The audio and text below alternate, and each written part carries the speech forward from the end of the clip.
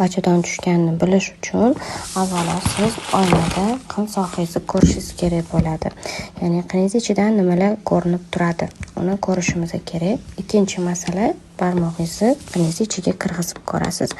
Qanchada tegyapti, bitta bo'g'inda tegyaptimi, ikkita bo'g'inda tegyaptimi yoki kirganida oxirigacha taqalganida tegyaptimi. Ya'ni o'rtada mana shunaqa kichkinagina teshikchasi bo'lishi kerak bo'ladi. Ya'ni dumaloq bo'ladi, o'rtada teshikchasi bo'ladi. Ana o'sha bu bachadonni bo'yni bo'ladi. Shu bachadonni bo'yniga tekkanda, demak, sizda pusheniyani bemalol bilsak bo'ladi. Spiralingiz bo'lsa, ichidan spiralli ipi chiqib turadi. Agar spiralingiz bo'lmasa, bachadonni shunchaki bo'yni bo'ladi.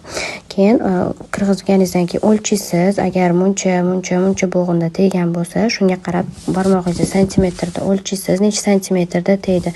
Agar qinimizning uzunligi normada 8 santimetr desak, undan kamroqga tegadigan bo'lsa, demak, sizda bachadonningiz tushishni boshlayotgan bo'ladi va gimnastika qilishingiz kerak.